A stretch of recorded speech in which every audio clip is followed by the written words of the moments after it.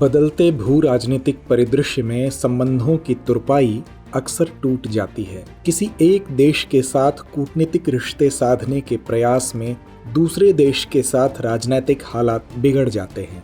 बीते दिनों ऐसे ही हालात चीन और यूरोपीय देशों के बीच नजर आए। दरअसल चीन के साथ यूरोप के संबंधों में कई वजहों से बदलाव देखे गए हैं। गौरतलब है कि रूस यूक्रेन युद्ध में जहां कई यूरोपीय देशों ने रूस का खुलकर विरोध किया, तो वहीं दूसरी तरफ चीन इस संघर्ष में रूस के साथ खड़ा नजर आया, जिसने अप्रत्यक्ष रूप से यूरोपीय देशों को चीन के खिलाफ कर दिया। इसके साथ ही लिथुआनिया के विरुद्ध आर्थिक पाबंदियां लगाना, यूरोपीय देशों के साथ असंतुलित व्यापार, दक्षिणी चीन सागर में आक्रामकता, ताइवान जलडमरू में तनाव की स्थिति ने चीन को यूरोपीय मूल्यों और हितों के खिलाफ खड़ा कर दिया है। वहीं इन सबके बीच चीन के राष्ट्रपति शी जिनपिंग यूरोपीय देश पहुंचे। ऐसे में यह सवाल उठना लाजमी है कि आखिर शी जिनपिंग यूरोप के दौरे पर क्यों पहुंचे, साथ ही चीन और यूरोपीय देशों के बीच कैसा रहा है संबंधों का इतिहास। इसके अलावा चीन के इस कदम का यूरोपीय देशों संग रिश्ते पर क्या प्रभाव पड़ेगा। तो चलिए करते हैं आज के चर्चा की शुरुआत। विस्तारवाद की नीति से आगे बढ़ने वाला देश चीन अपनी कूटनीतिक चालों से अक्सर नए विवाद उत्पन्न करता रहता है।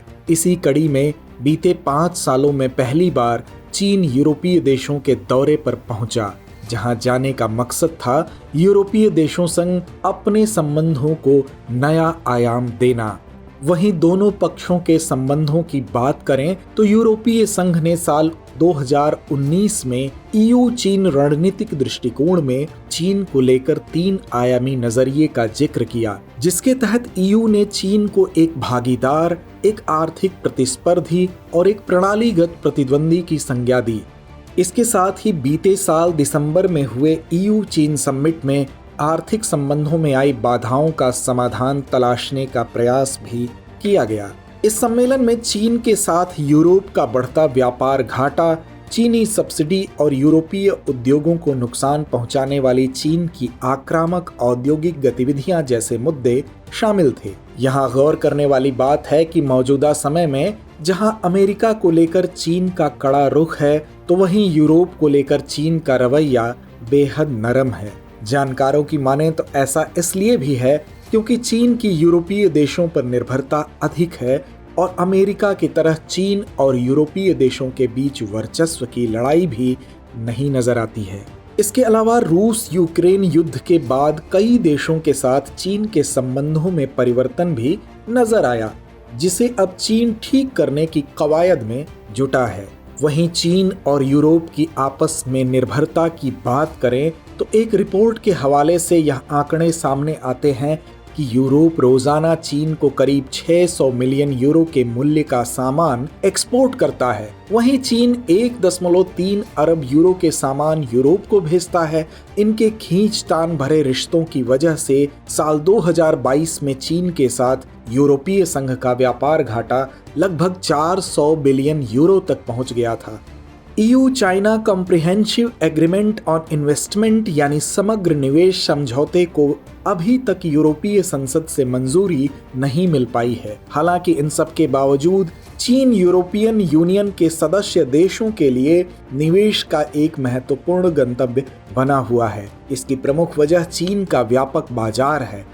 वर्ष 2022 में किए गए एक अध्ययन के मुताबिक 2018-21 के दौरान चीन में जितना निवेश हुआ था, उसमें नीदरलैंड, यूके, फ्रांस और जर्मनी की हिस्सेदारी लगभग 87% थी। वहीं चीन की ओर से किए जाने वाले प्रत्यक्ष विदेशी निवेश के लिहाज से देखें तो यूके, फ्रांस, जर्मनी और हंगरी शीर्ष यूरोपीय राष्ट्र हैं। इसमें से चीनी एफडीआई का 68% से अधिक हिस्सा यूके, फ्रांस और जर्मनी में निवेश किया गया है। इन आंकड़ों को देखकर यह कहना गलत नहीं होगा कि यूरोप के मुकाबले चीन उस पर ज्यादा निर्भर है। यही वजह है चीन यूरोप संग अपने संबंधों को ठीक कर अपना हित साधने में लगा है। चीन चाहता है कि यह कारोबार और बढ़े। इसके लिए चीनी राष्ट्रपति की यात्रा बहुत अहम है, क्योंकि जाहिर है कि अगर यूरोप में हालात बिगड़ते हैं तो चीन की अर्थव्यवस्था पर इसका सीधा असर होगा। वहीं यूरोपीय यूनियन के लगभग सभी देशों ने चीन के प्रति कड़ा रुख अपनाया है, लेकिन ग्रीस और हंगरी दो ऐसे यूरोपीय देश हैं जो चीन के साथ मजबूती से खड़े रहे हैं। गौरतलब है कि ग्रीस को दुनिया के सबसे बड़े मर्चेंट फ्लीट्स यानी व्यापारिक बेड़े वाला देश माना जाता है। वहीं ग्रीस की शिपिंग कंपनियों के लिए चीन सबसे बड़ा ग्राहक है। इतना ही नहीं, व्यापार से जुड़े मुद्दों पर देखा जाए तो यूरोपीय संघ कहीं न कहीं अमेरिका और चीन के बीच चल रहे गतिरोध के बीच फंसा हुआ नजर आता है। इसे ऐसे समझ सकते हैं कि जब अमेरिका ने ईयू के सदस्य देशों और विभिन्न यूरोपीय कंपनियों पर चीन के विरुद्ध निर्यात प्रतिबंध को कायम रखने का दबाव डाला, तो नीदरलैंड ने अमेरिका के इस निर्देश को मानते हुए चीन को किए जाने वाले सेमीकंडक्टर उपकरण के निर्यात पर प्रतिबंध लगाने का ऐलान किया। हालांकि संघ के दूसरे देशों द्वारा इस मामले में चीन के खिलाफ अमेरिका का समर्थन नहीं किया गया। वहीं मध्य और पूर्वी यूरोप के देश चीन के प्रति अमेरिका के सख्त और हमलावर नजरिए के साथ खड़े नजर आ रहे हैं, जबकि जर्मनी और फ्रांस जैसे यूरोपीय देश अमेरिका और चीन के बीच संतुलन स्थापित करते हुए बीच का रास्ता अपना रहे हैं। वहीं मौजूदा हालातों को देखकर यह कहना गलत नहीं होगा कि यूरोपीय देश चीन के साथ अपने संबंधों को नए सिरे से स्थापित करने की रणनीति की ओर अग्रसर हैं। अब बारी है इस कार्यक्रम के रविवारी विशेषांक दुनिया मेरे आगे की, जिसमें हम बात करेंगे दूसरी अहम अंतर्राष्ट्रीय खबरों की। बीते दिनों व्लादिमीर पुतिन ने एक भव्य समारोह में रूस के राष्ट्रपति के रूप में नए कार्यकाल के लिए शपथ ली। रूस में हुए पुतिन के शपथ ग्रहण समारोह का अमेरिका, ब्रिटेन और कई यूरोपीय देशों ने बहिष्कार किया है। हालांकि भारत की ओर से राजदूत कार्यक्रम में मौजूद रहे। गौरतलब है कि पुतिन ने साल 2000 में पहली बार राष्ट्रपति पद की शपथ ली थी।